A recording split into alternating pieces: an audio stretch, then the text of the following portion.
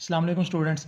बेटा हमने पहले पढ़ा था फॉरवर्ड रिएक्शन और रिवर्स रिएक्शन की प्रॉपर्टीज़ पढ़ ली थी। आज हमने पढ़ना है macroscopic properties of dynamic equilibrium. जो हमारे पास डायनामिक इक्विलिब्रियम इस्टेब्लिश हो जाता है। डायनामिक इक्विलिब्रियम बेटा आप लोगों को मैं बता दूं, जब रिएक्टेंट्स का रेट प्रोडक्ट, जब जितने रिएक्टेंट बनते हैं उतने ही प्रोडक्ट बनते हैं। तो जब इन दोनों की कंसनट्रेशन बराबर हो जाएगी, मतलब 50% रिएक्टेंट्स मौजूद है हमारे पास रिएक्शन में और 50% ही प्रोडक्ट बने हैं, तो दोनों इक्वल हालत में है, तो इस कंडीशन को हम क्या कह देंगे, डायनामिक इक्विलिब्रियम। तो डायनामिक इक्विलिब्रियम जब आ जाएगा तो तब कौन सी कंडीशन होगी, इसकी प्रॉपर्टीज़ क्या होते हैं वो हम पढ़ते हैं। तो बेटा ये लॉन्ग क्वेश्चन बोर्ड में हर साल, अगर फर्स्ट टाइम नहीं आया तो सेकंड टाइम ये लाजमी रिपीट हो जाता है। तो इस क्वेश्चन को आपने अच्छे तरीके से करना है, इसकी जो प्रॉपर्टीज़ हैं बहुत ज़्यादा इंपॉर्टेंट है, ठीक है। तो अच्छे तरीके से आपने करना है, इसको स्किप नहीं करना।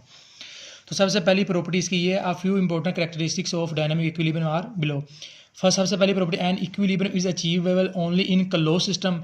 बेटा इसे जब सिस्टम हमारे पास क्लोज होगा तो उसमें हम क्या कर सकते हैं, उसमें इक्विलिब्रियम को स्टैब्लिश कर सकते हैं। देखें अगर सिस्टम क्लोज नहीं होगा, अगर हमने फ़र्ज़ कर लें जो हमारे पास वेपर्स बन रहे हैं, हमने किसी चीज़ को नीचे से लिक्विड को हीट की है, तो हीट की अगर ऊपर से हमने ढक्कन नहीं उसके बर्तन के ऊपर लगाया तो वो बुखारा जो है उसके बाहर चले जाएंगे, वो दोबारा से बुखारा लिक्विड में कन्वर्ट नहीं होंगे।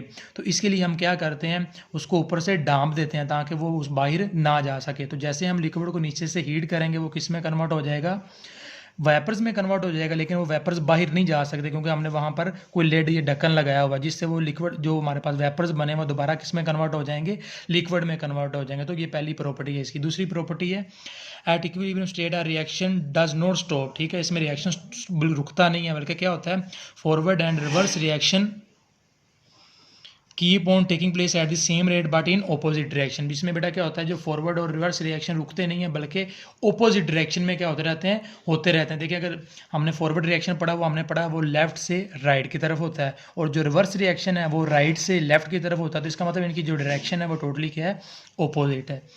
At equilibrium state, the amount of reactants and products do not change at physical properties like color density remain the same। बेटा जब इक्विलिब्रियम स्टेट आ जाती है तो उसमें क्या होता है, इसकी जो फिजिकल प्रॉपर्टीज़ हैं मतलब कलर डेंसिटी वो चेंज नहीं होते। उसके बाद फोर्थ प्रॉपर्टी हमारे पास है at equilibrium state is attainable from other way starting from reactants और फ्रॉम प्रोडक्ट्स। तो इक्विलिब्रियम स्टेट को हम किसी भी तरीके से हासिल कर सकते हैं, चाहे वो रिएक्टेंट से शुरू करें चाहे प्रोडक्ट से।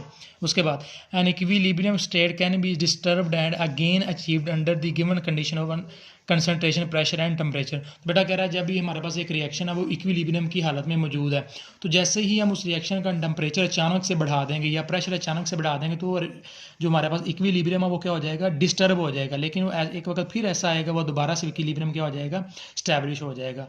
तो ये बेटा इसकी थी प्रॉपर्टीज़, ये आप लोग अच्छे तरीके से कर लीजिएगा, बहुत ज़्यादा इंपॉर्टेंट है ये लोगों क्वेश्चन, तो आप लोगों ने इसे अच्छे तरीके से करना है। अल्लाह हाफिज़।